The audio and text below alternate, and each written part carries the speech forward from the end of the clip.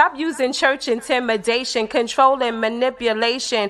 Jezebel and all them spirits fall back, not trying to hear it. Go with Jesus, walk in peace. On your pew can sit that beast that we're fighting in the world. I'm that JC Supergirl, Jesus Christ, belt of truth, arm of God, I'm slaying you. Power of the word, two-edged sword. MC Heaven rocks for her Lord. Thought they crept in unaware, didn't see the gatekeeper standing right there. Not getting down with your tactics, undoctrinal practice.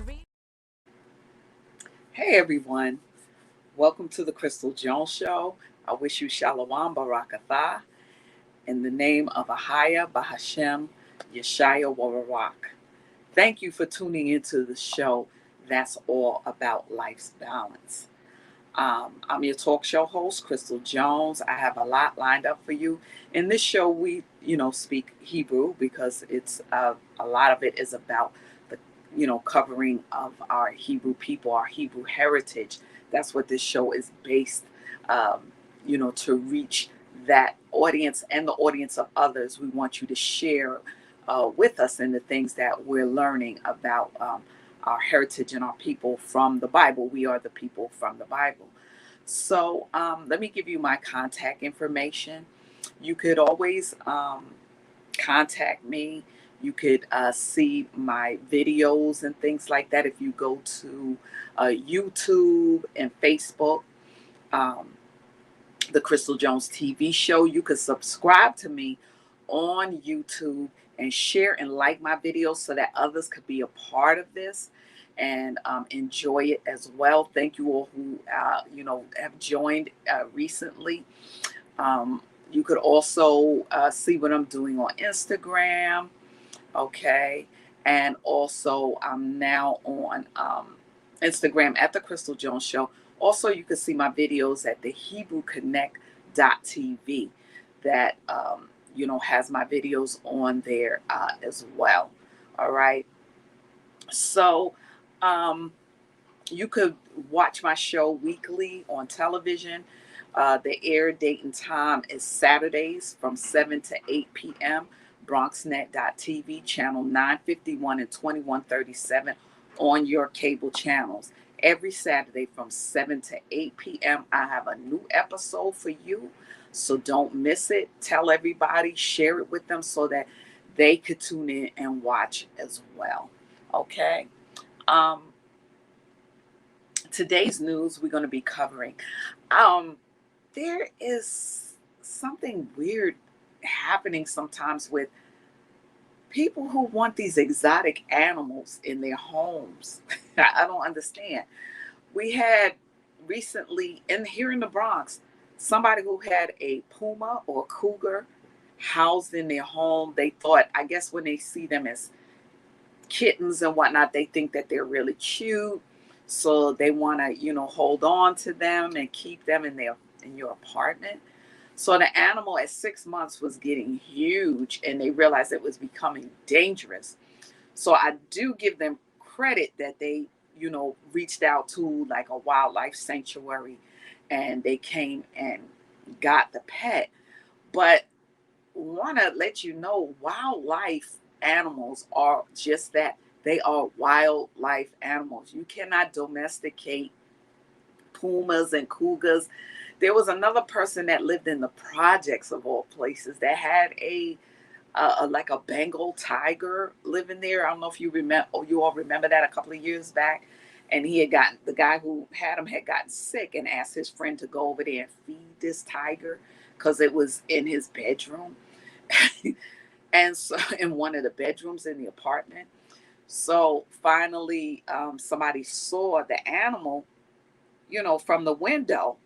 And I mean, come on, y'all. That's just kind of off that you would be doing something like that, having these wild exotic animals. They belong out in the wilderness. They don't even belong in the circuses. I'm glad that they started ending these circuses and things like that. They are not circus freaks. They are not circus pets.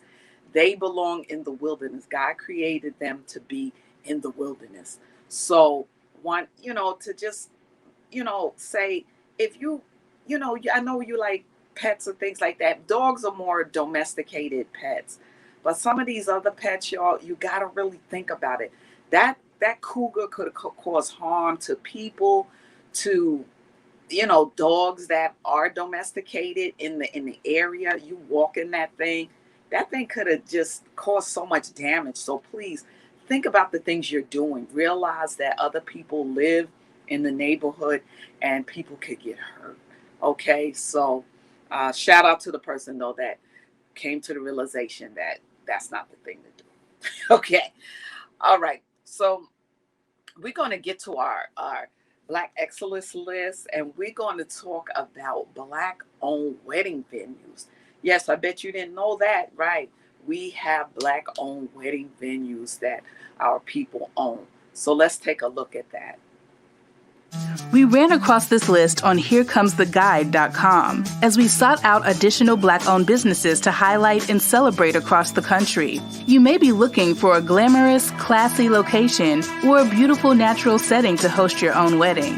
If you're looking to tie the knot, then maybe you can refer this video to a friend. And then there are some of us who just want to dream a little. There's absolutely nothing wrong with that. But whatever brings you here, we hope that you leave with a few awesome venues for you when you start planning for that very special day in your life. Many of these venues offer both indoor and outdoor facilities suitable for various sizes, styles, and visions. In this original Black Excellist video, we will highlight 10 Black-owned wedding venues that can make your special day more meaningful and memorable. So without further ado, let's get started. Number 1, the Cloth Mill at Eno River in Hillsborough, North Carolina. The Cloth Mill is the Triangle's unique urban chic wedding and event venue located in the heart of historic Hillsborough, North Carolina. Exposed brick, cathedral windows, original wood beams, and lots of character makes it the perfect place for your wedding or special event. Located in the historic Eno River Mill campus, just on the outskirts of downtown Hillsborough, the venue's exposed brick walls, massive windows, high ceilings, original wood beams and columns, and extraordinary courtyard makes it the perfect location for your next wedding or celebration. Number 2, the Henderson, a salamander beach and spa resort in Destin, Florida. Exchange vows on this gorgeous resort's private white sand beach, where the backdrop of endless blue skies and the Gulf's shimmering green waters paint an unforgettable seaside retreat. With a setting as spectacular as this, your special day will feel like a storybook affair. From intimate gatherings with a select group of family and friends to celebrations hosting up to 400 guests. The Henderson offers a multitude of iconic and dazzling venue settings, all in a spectacular seaside location. Or take the celebration indoors to one of the Henderson's exquisite event spaces, which range from opulent ballrooms to the intimate light-filled Primrose restaurant. Number 3, Woodrow Hall in Birmingham, Alabama. Originally built in 1914 by the Freemasons, this historic building in Birmingham was restored into this beautiful banquet hall with large foyer, exposed brick, a gleaming century-old hardwood floor, and high ceilings with huge wooden beams. Warm, welcoming, and filled with historical charm, this delightful venue is full of unique architecture, character, and warmth. It offers a timeless location for parties, reunions, corporate events, and training programs. In addition, Woodrow Hall offers very spacious VIP rooms, perfect for bridal parties, event sponsors, special events, cocktail hour, training programs, and other educational functions. Number 4, Innisbrook Resort in Palm Harbor, Florida. With its beautiful location in Palm Harbor, Innisbrook is the venue to transform your big day into a multi-celebration. Their staff is a dedicated team to help you through the planning process and will match you with one of the numerous wedding venues that will meet and exceed your personal taste and vision. Innisbrook Resort provides a one-of-a-kind setting for the perfect wedding day or weekend experience. Over the weekend, your bridal party and family can enjoy a gala dinner, a round of golf, enjoy a retreat at the Salamander Spa, or spend an afternoon at the pool. Innisbrook offers numerous wedding venues available to make your wedding a unique occasion.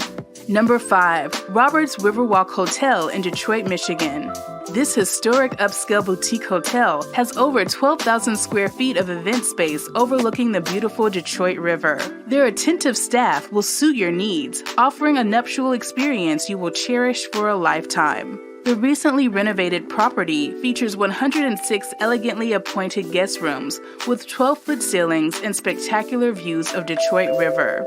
When you are ready to start planning to tie the knot, the Roberts Riverwalk Hotel is an ideal venue for your event. Number 6. Cypress Grove Estate House in Orlando, Florida. This vintage 1925 lakeside estate is nestled on 80 acres of lush grounds with tree-lined streets, aged oak and cypress trees, and manicured lawns.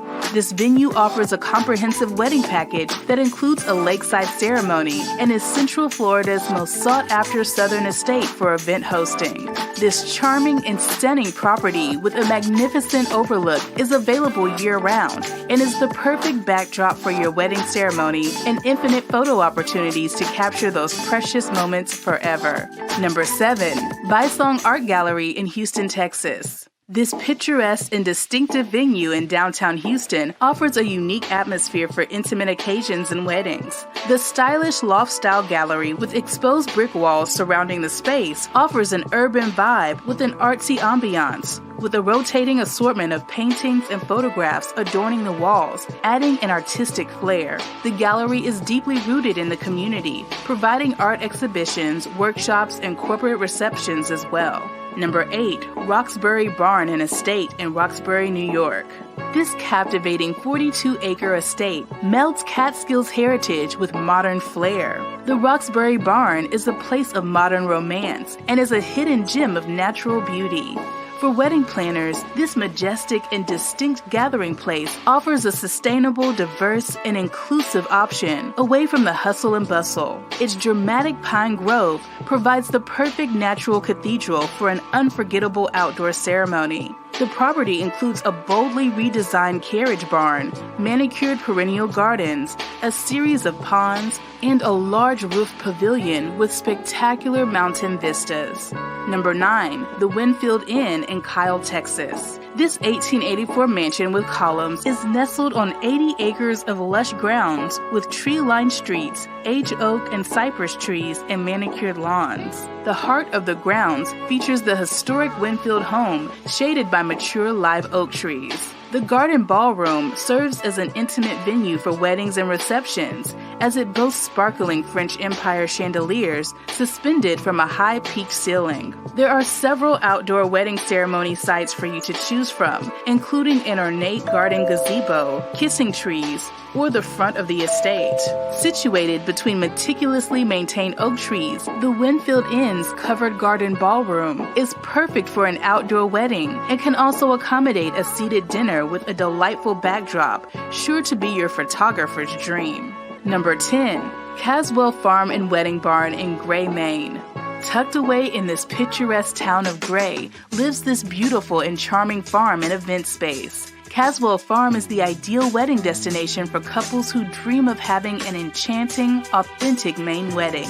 Their historic wedding barn offers the quintessential space, complete with perfectly rustic charm, to unite in celebration for your holy matrimony. Family owned and operated for 3 generations, Caswell Farm welcomes couples and celebrations from all over the world. This 300-year-old farmhouse and historic barn is a unique venue for exchanging vows beneath a handmade arbor surrounded by lush gardens.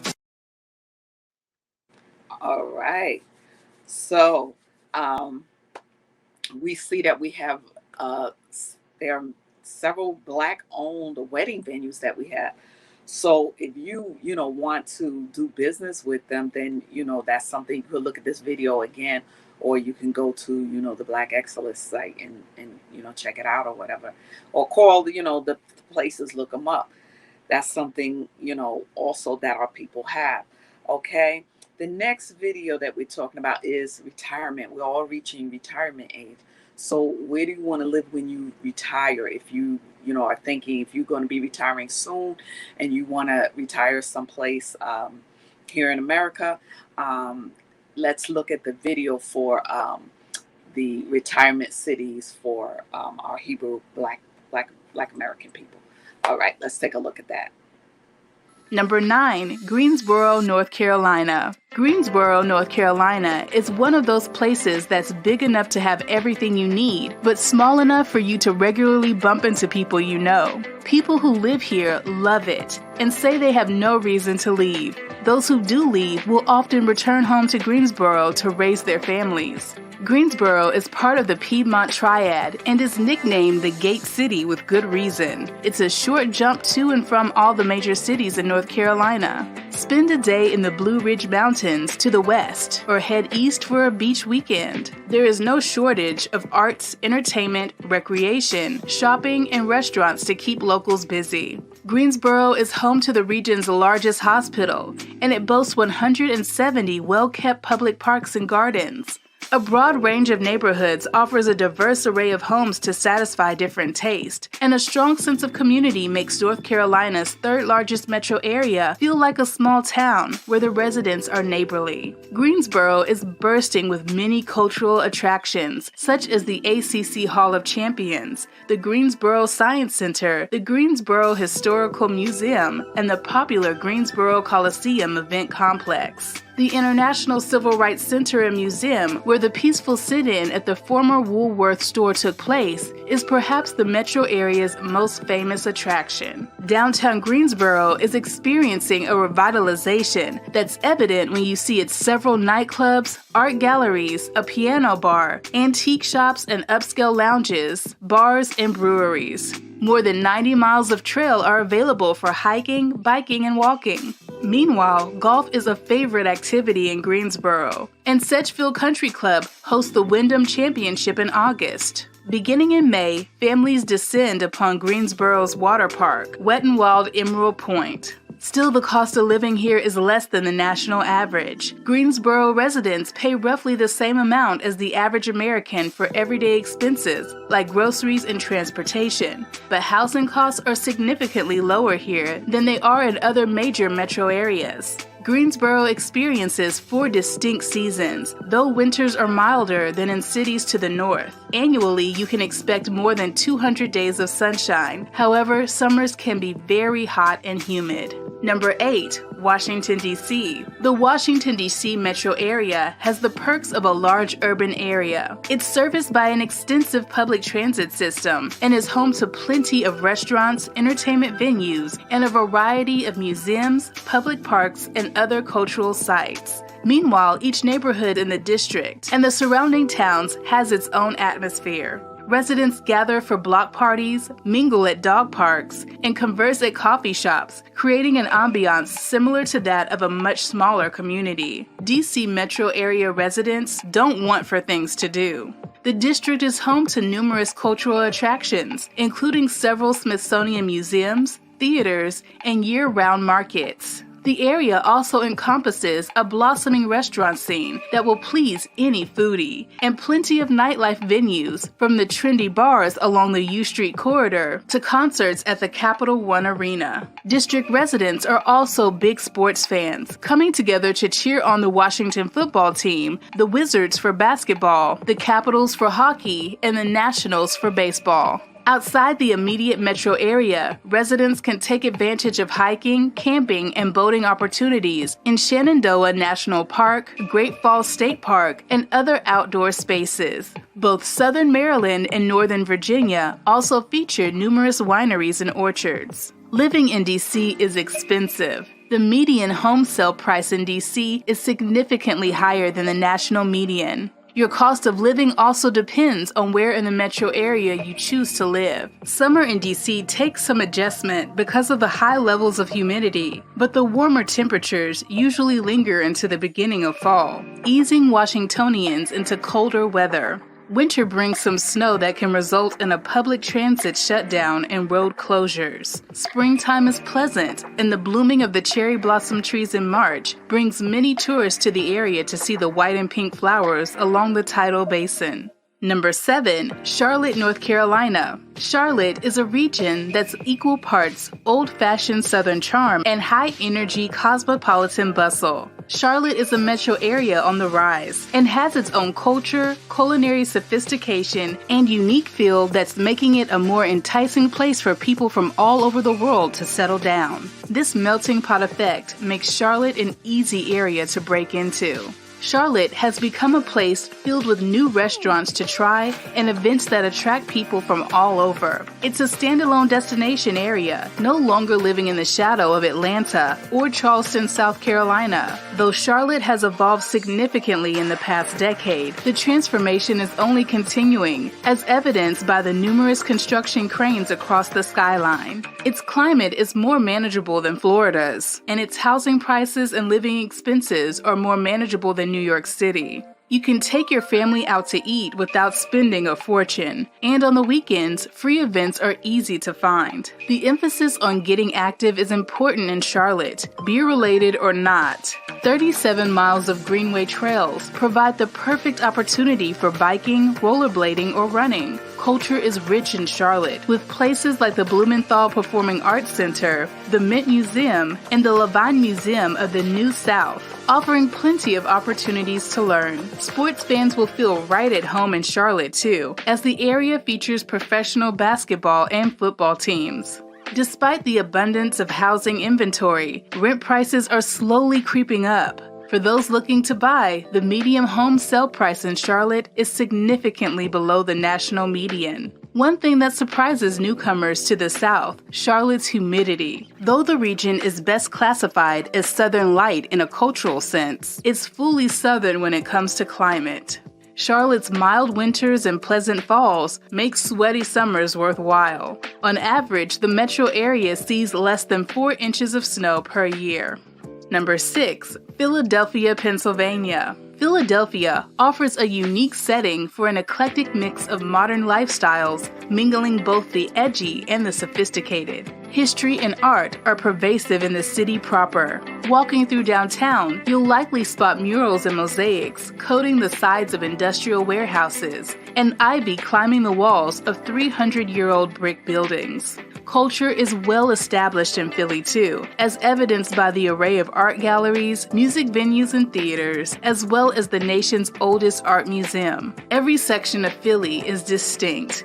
Young professionals cluster in trendy neighborhoods like Fishtown and Old City, where dozens of restaurants and bars provide opportunities to socialize. Areas like Fairmount and Chestnut Hill cater to the more affluent city dwellers with boutique shops and upscale townhomes. Families tend to leave the center city area in favor of the quality schools and larger home options of areas like Manayunk, East Falls, and Roxborough. Small public parks are interspersed in the gridwork of Philadelphia, an important aspect of William Penn's design for Philadelphia. These green spaces bring welcome relief from the daily hustle and bustle and are an integral part of the city of brotherly love. And the best part? It should come as no surprise that the place that invented the cheesesteak is a huge foodie hub. From fine dining to an exploding food truck scene, Philly serves up a cultural smorgasbord of options for residents to sink their teeth into.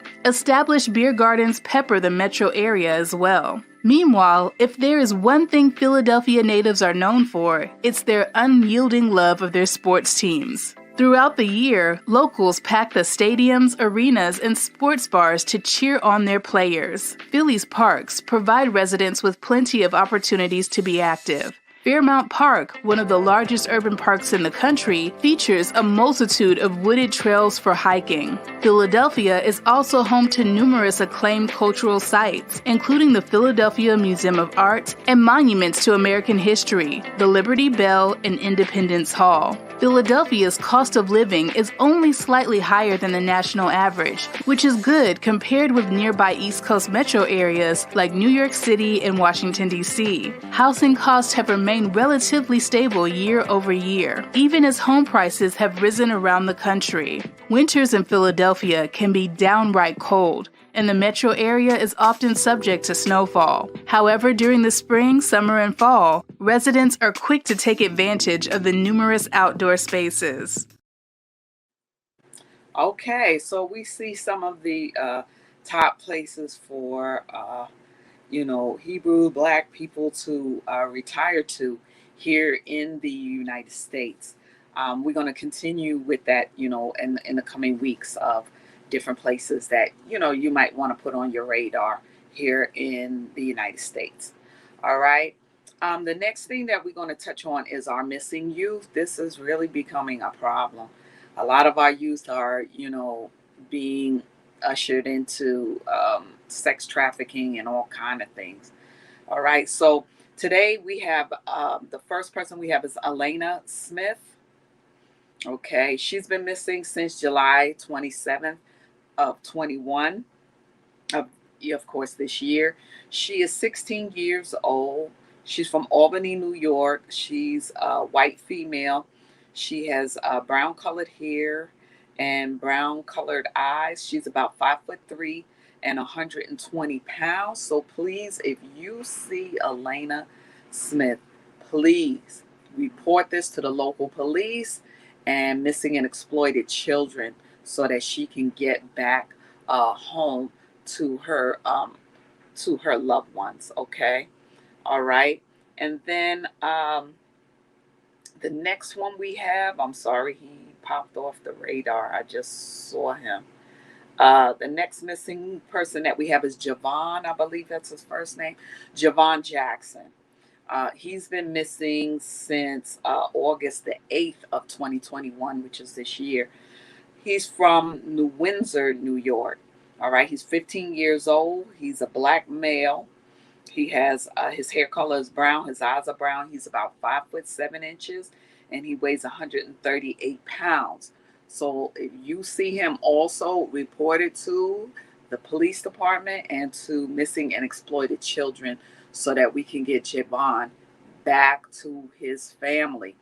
And also we want to say about this, y'all, please say prayers over these children before they go out to go to school or wherever they go. Pray over your children, even at night. When they go to bed, teach them to say their prayers before they go to bed, and you pray over them and you pray. Become a prayerful person, okay? If you believe in the Lord, pray. Prayer works, all right? So today we have a spotlight on a very special person. His name is Henry Thomas Sampson. He is the inventor of the cell phone. A lot of people don't realize that's a black man had invented that cell phone. All right, so let's take a little look at a video we're going to show you on Henry Thomas Sampson. What would the world be like without black inventors? The inventor of the cell phone is Henry Sampson Jr. Sampson was an American from Jackson, Mississippi. He attended Morehouse College and transferred to Purdue. He received an MS in engineering from the University of California. He was awarded an MS in nuclear engineering from Illinois and his PhD from Illinois. Sampson is the first African American to receive a PhD in nuclear engineering. In 1971, Sampson was awarded a patent for the gamma electric cell. This technology was used in the creation of the cell phone, and without it, cell phones could not have been created.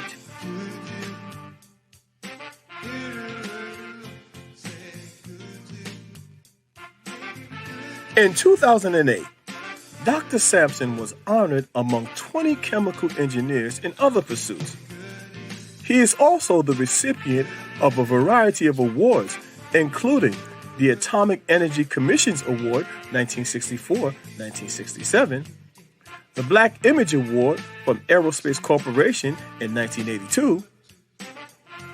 In addition to his work in the engineering fields, Dr. Sampson was a writer, a film historian, and documentary film producer who focused on the African American presence in film and the entertainment industry. He has written 5 books about the portrayal of African Americans in movies, cartoons, and on radio. Sampson was married to Laura Hosell Young Sampson, a professor at California State University in San Bernardino, California.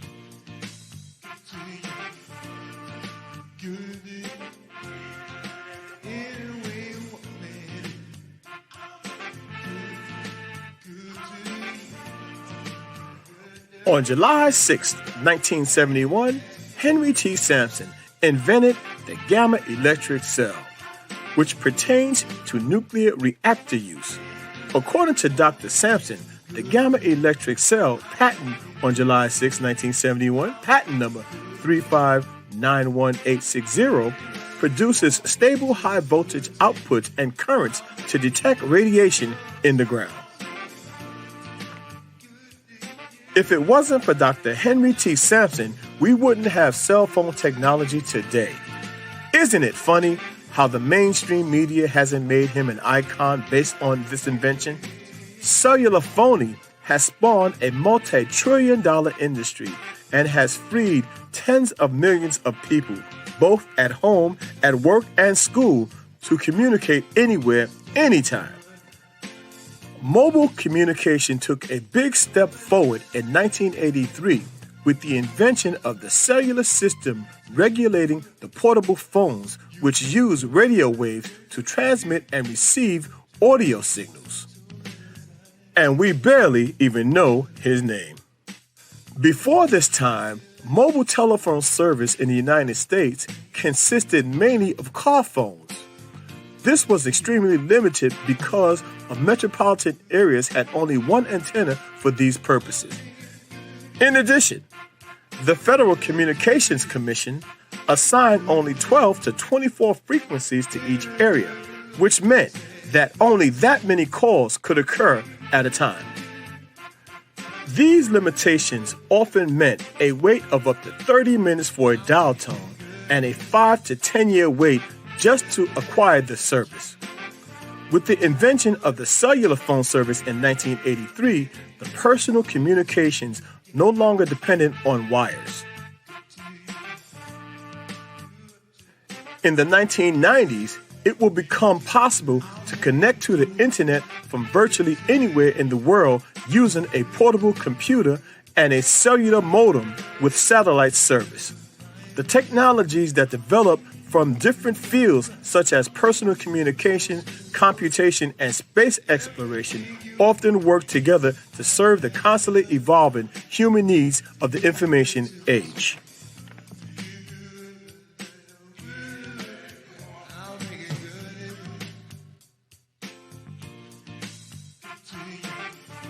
Although Dr. Henry T. Sampson Jr.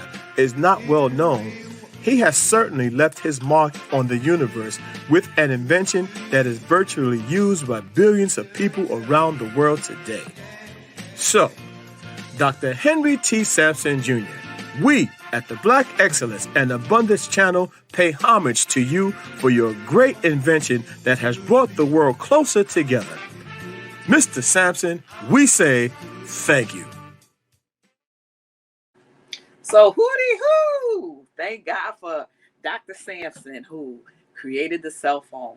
All right. In spite of all the things that we've been through, we remember we weren't even able to patent things years ago. But here's a black man who, and they're not going to talk about him, the invention of the cell phone. And everybody uses that every day. I know I do. I use it for Bible study, all kind of things. I'm sure you use your cell phone for many different things, but hey, they're not making a big deal out of that, right? But I'm bringing it to you here on this platform that yes, it was a black man that invented this thing. So thank God for him. I always try to bring black excellence to you so that you know that we're not some just docile people sitting by the wayside at the road waiting to be kicked.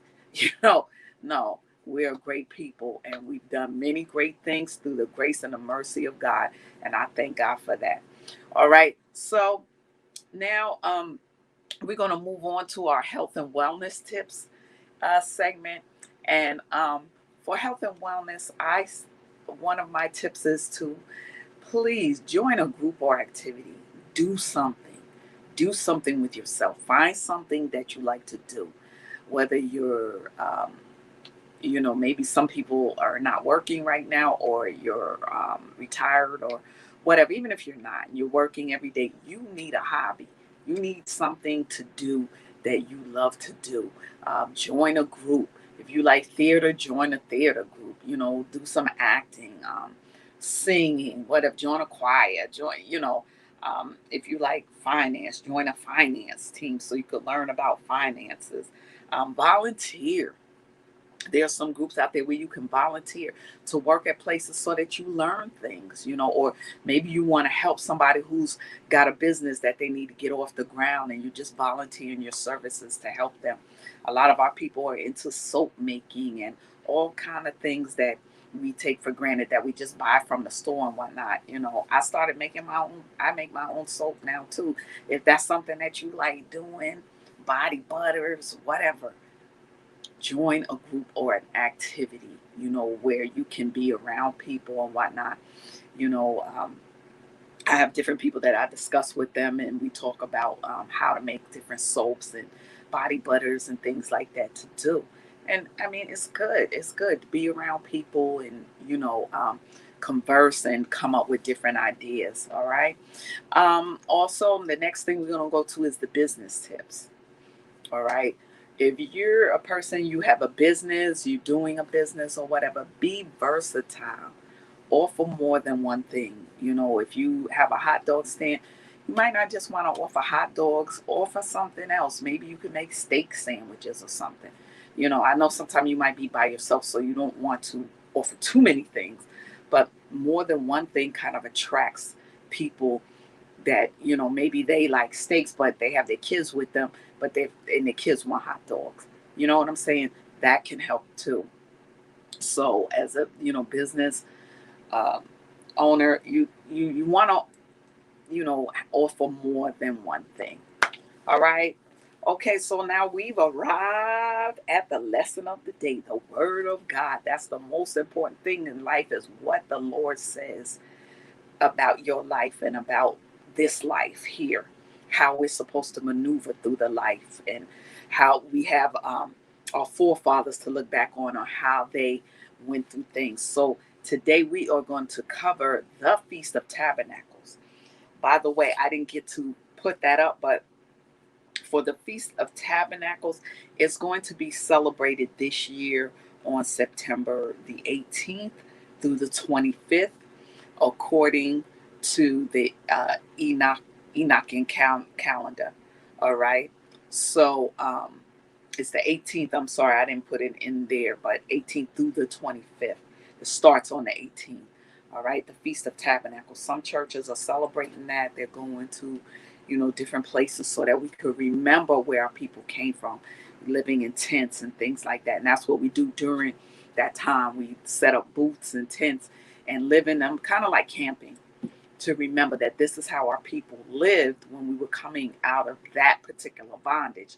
Because as I told you, our people have been in several different bondages. I think I like at least 12 of them. So that's what that's about. So I didn't get to put this down, but I'm going to start from the book of Jasher, the 81st chapter, and then I'll go into the other, I'm going to go into the other books that I have listed for today to start from. But I'm going to start from the book of Jasher, the 81st chapter, to give you a backdrop of what this whole Feast of Tabernacles is about. It says, and the children of Israel journeyed from Ramses to Succoth, about 600,000 men on foot, besides little ones and their wives. So this was, everybody was on foot with this thing, okay? Everybody, all of our people were traveling together. A mixed multitude went up with them, and flocks and herds and much cattle. The mixed multitude was because people saw the great things that God was doing, because the different plagues were falling on the Egyptians, because they wouldn't let us go, because you have Moses and Aaron kept going to the Pharaoh and telling him, God said, let my people go. And they didn't want to let us go. We were called Hebrews then. They didn't want to let the Hebrews go. They wanted to keep us enslaved. So the Lord put these plagues on them, and the last plague was death. So once the Egyptians who were there saw that, they started to join with us and say, well, I'm going to serve the Lord. That's with these people, right? So a mixed multitude of people in the surrounding nations who saw what was going on. We had a mixed multitude of people following us out of bondage. So a mixed multitude went up with them with flocks and herds and much cattle. The sojourning of the children of Israel who dwelt in the land of Egypt in hard labor was 210 years, right? And at the end of 210 years, the Lord brought forth the children of Israel from Egypt with a strong hand, right? I know you've heard the 400 years, but I think what they're counting in that is prior to that, Joseph was in Egypt for some time too. All right. So at the end of the 200 years, the Lord brought forth the children of Israel from Egypt with a strong hand. The children of Israel traveled from Egypt, from Goshen, and from Ramses, and camped in Succoth on the 15th day of the first month. The Egyptians buried all their firstborn, whom the Lord had smitten. So the people, remember, the last plague was death of the firstborn. So they had to bury their children, right? And all the Egyptians buried their slain for 3 days. There were so many kids that had died because of this, because these people were being rebellious and not letting us go. They wanted us to be their slaves. Can you imagine that type of mentality that they had, that they felt that we should be their slaves, right? So the children of Israel traveled from Succoth. They encamped at Etham at the end of the wilderness. And on the 3rd day after the Egyptians had buried their firstborn, many rose up from Egypt and went after Israel to make them return to Egypt. For they repented that they had sent the Israelites away from their servitude. So the ones that didn't follow us, they were still against us, and they were angry, and they felt like we shouldn't have let them go into the wilderness to do their feast unto the Lord, because they're our slaves. So let's go get them. And one man said to his neighbor, surely Moses and Aaron spoke to Pharaoh, saying, we will go 3 days into the wilderness. So they were complaining about that, saying they've been there now about 5 days. So let's go after them, right? And all the nobles of Pharaoh rose up in the morning, about 700,000 men. They went forth from Egypt on that day and came to the place where the children of Israel were. And all the Egyptians saw, and behold, Moses and Aaron and all the children of Israel were sitting before Pahirath, eating and drinking and celebrating the feast of the Lord, right? So all the Egyptians said to the children of Israel, surely you said you're going to be gone 3 days, but it's now 5. So Moses and Aaron answered them. See, this is what you don't get in the Bible, in Leviticus. You just get like a backdrop, a little story, but in the apocryphal books, you get the whole, you get more detail what was going on. This is the book of Jasher. Moses and Aaron answered them, saying, because the Lord our God has testified in us, saying, you shall no more return to Egypt, but we will betake ourselves to a land flowing with milk and honey, as the Lord our God has sworn to our ancestors to give to us. And when the nobles of Egypt saw that the children of Israel did not hearken to them to return to Egypt, they girded themselves to fight with Israel. So they even came after us to fight with us. And the Lord strengthened the hearts of the children of Israel over the Egyptians, that they gave them a severe beating. So we will leave. When we left, we had to fight. We had to throw jammies. Like, no, we ain't going back there. We ain't going back in slavery, right? So, and the battle was sore upon the Egyptians. We were beating them down, right? And all the Egyptians fled from before the children of Israel, for many of them perished by the hand of Israel. Now we were doing a feast, and here they come and want to start a fight. So the nobles of Pharaoh went to Egypt and told Pharaoh, saying, the children of Israel have fled and will no more return to Egypt. And in this manner did Moses speak to us.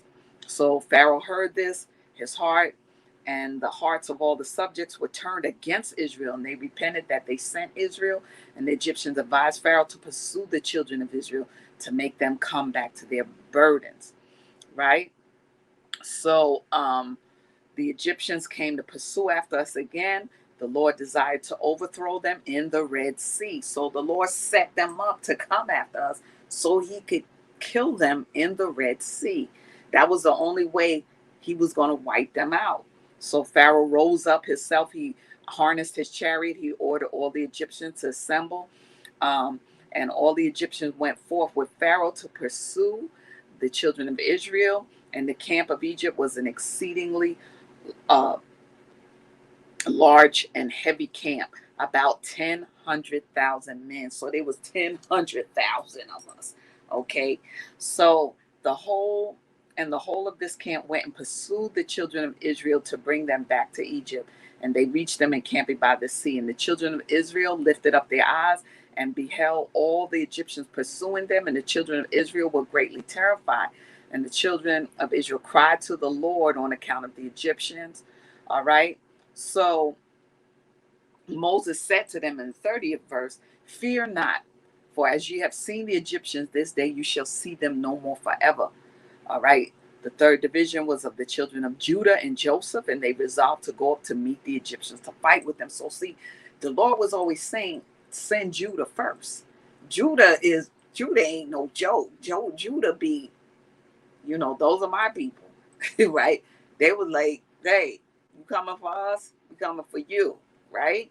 So the third division of the children of Judah and Joseph, and they resolved to go meet the Egyptians to fight with them, right? So Moses told the people to stand in their places, for the Lord will fight for you and you will remain silent, right? So you see the fourth division was that of Levi, Gad, and Asher, right? So, they all, and when the children of Israel had entered the sea, the Egyptians came after them. So all of the camps came together and whatnot. And so they entered the sea and the Egyptians came after them, and the waters of the sea resumed on them, and they all sank in the water, and not one man was left excepting Pharaoh, who gave thanks to the Lord and believed in him. Therefore the Lord did not cause him to perish at that time with the Egyptians, right? Okay, so this is how this thing went down, was that they followed us all the way to the water, and then the Lord caused the sea to come on them. We went through dry shod on the land, walking through the sea, because the waters were rolled back, but the waters came down on the Egyptians as they came in after us. Okay, so now I'm going to go to Leviticus, the 23rd chapter and the 24th verse. Leviticus 23 and, I'm sorry, did I say that right? 23 and 34, right? Okay, so Leviticus 23 and 34, that tells us, "Speak unto the children of Israel, saying, the 15th day of this 7th month shall be the feast of tabernacle for 7 days." Like I told you, that's the 7 days. It's going to be September 8th through September 25th, right? So the Lord says, "Speak to the children of Israel, 15th day of this month shall be the feast of tabernacles for 7 days unto the Lord. On the first day shall be a holy convocation. You shall do no servile work therein." All right, 7 days you're going to offer an offering made by fire unto the Lord. Okay, so the Lord has established now this is a feast that we're supposed to do every year unto the Lord. It's a memorial of how our people came out of Egypt. All right, so now we're going to go over to Exodus, the 19th chapter. Right? We're going to go to Exodus, the 19th chapter, and we're going to go to first verse 1 through 2. "In the 3rd month, when the children of Israel were gone forth out of the land of Egypt, the same day came they into the wilderness of Sinai. For they were departed from Rephidim and were come to the desert of Sinai, and had pitched in the wilderness, and there Israel camped before the mount." So this is where we first started camping in tents, before the mount of the Lord, which is where the Lord spoke, to Moses, okay, in the wilderness of Sinai. Remember, we were in the wilderness for 40 years, right? So this is the scripture that tells you how we camped before the mount. All right, so Moses would go up to the mountain, the Lord would talk to him and give him the instructions on what was the next thing we're supposed to do. So now we're going to go to Exodus, the 40th chapter, right? The first through the second verse. And we're going to read there. And the Lord spake unto Moses, saying, on the first day of the first month, set up the tabernacle of the tent of the congregation. All right. That's the wilderness tabernacle where the priests would be, and they would do the service and the work of the Lord there. Okay. And so it says, you shall set up the tabernacle of the tent of the congregation, right? And there you're going to put the ark of the testimony and cover the ark with the veil. You know, a couple months ago, I went over the whole Ark of the Covenant and all of those things, those pieces of furniture that are in the wilderness tabernacle. That's what they call the tabernacle of Moses. It has many different names. Now we're going to also go to Numbers 2, right? We're going to go through Numbers 2. I'll put it on this one. Numbers, the 2nd chapter, the 1st verse through the 3rd chapter and the 39th verse. Okay, so we go Numbers 2 and 1. And the Lord spake to Moses and Aaron, saying, every man, okay, of the children of Israel shall pitch by his own standard with the ensign of their father's house. Far off about the tabernacle of the congregation shall they pitch. So I want to explain this to you. Here we have a tabernacle like a church, right? It's basically a church, so to speak, what we would consider a church today. The tabernacle of the wilderness tabernacle was in the middle of all these other tents that were surrounding that tabernacle. All right. And the priests would go in and give offerings to the Lord. And we as the people would come and bring our offerings at the gate so that they could offer this unto the Lord. So can you put up the camp? This is the encampment of the tribes of Israel in the wilderness. And like I said, it's in Numbers, the 2nd chapter, the 1st verse through the 3rd chapter, the 39th verse. So you have the tabernacles right there in the middle, right? Then you see Merari, which is a division of the Levites, because the Levites were the first group that's around the tabernacle, because they're the Levites. They have to go in day and night and do the service of the Lord. So you have Merari, the division of Merari, that they were, on that side. And then on the one on the bottom, you have the Kohathites. Okay. On the left side, you have the Gershonites. All right. And then on the right side, you have Moses. Okay. And the priests. They're on the right hand side. So on Merari, you see in front of him would have been, so in other words, you're coming out the tabernacle, right? If you're coming out on the side where the Levites who are from the Merari level, in front of them is the camp of Dan. Okay, the camp of Dan consists of Dan, Asher, and Naphtali, right? Those are those people there. And remember, I told you a couple of weeks ago who those people are in each of those tribes. Then you have on the right-hand side, you have Moses and the priests. Right behind them or in front of them would be Judah, Issachar, and Zebulun. Okay, that's the camp of Judah. Then on the bottom, the Kohathites, you have the camp of Reuben. And the camp of Reuben consists of course, Reuben, Simeon, and Gad. All right, that's on the south side. I'm sorry, I didn't say what it was. And then you have on the west side, you have the Gershonites, all right? And the Gershonites, in front of them is the camp of Ephraim. Ephraim, Manasseh, and Benjamin are on the west side. The camp of Dan is on the north side. The camp of Judah is on the east side, and the camp of Reuben is on the south side. So this is how we were set up in tents.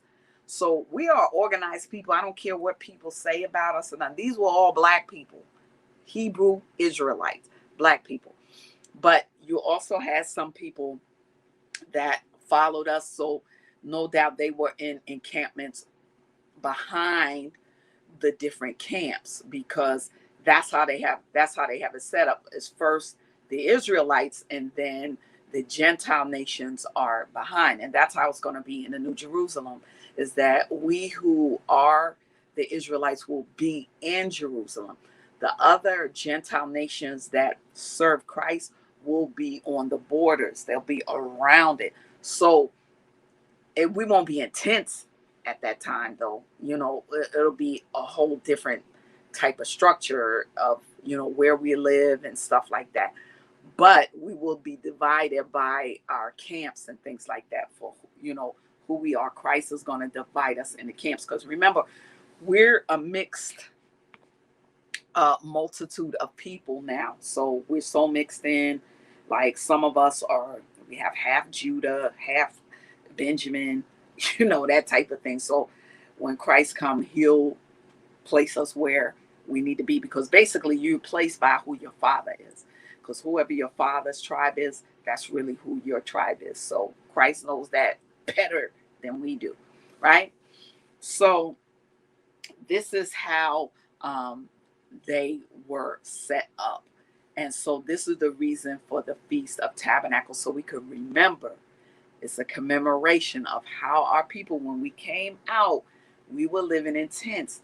The same thing here in America, when our people came out, we were living in the wilderness. We were running from plantation to plantation, with some of the Gentiles. The white people were helping us in Philadelphia and different places. Some of them might not have had the right idea, but we did have the white people that did help us, okay? And again, when it's time for us to leave, we are going to be in the wilderness again, dwelling in tents, okay? So thank you all for tuning in again to the Crystal Jones Show. It's the show that's all about balance. Again, you can watch my show every Saturday from 7 to 8 p.m. Every week for 7 to 8 p.m. BronxNet.tv, channel 951 and 2137 on your cable channels. I'm on the Inspire channel. If you go to BronxNet.tv, you press watch now. You can go to that channel 951 2137. Also, you can check me out on Facebook and YouTube. YouTube, I put up my episodes right away.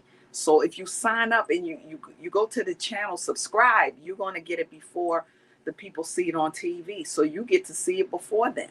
All right. And you can share, like, subscribe to my channel and everything like that. Okay. Also check me out on Instagram. All right. And HebrewConnect.tv. Hebrew Connect TV has some wonderful things on there too. So check me out on there as well. All right. And other platforms that I may have coming up and different things, I'll let you know, as I, join different platforms and things like that. All right. So God bless you. God keep you is my prayer. I'm signing off. Crystal Jones from the Crystal Jones Show. Have a wonderful week, and always, God bless you. God keep you is my prayer. You stay balanced. Stop using church intimidation, control and manipulation. Jezebel and all them spirits fall back, not trying to hear it. Go with Jesus, walk in peace. On your pew can sit that beast that we're fighting in the world. I'm that JC Supergirl, Jesus Christ, belt of truth, arm of God, I'm slaying you. Power of the word, two-edged sword. MC Heaven rocks for her Lord. Thought they crept in unaware, didn't see the gatekeeper standing right there. Not getting down with your tactics, undoctrinal practice.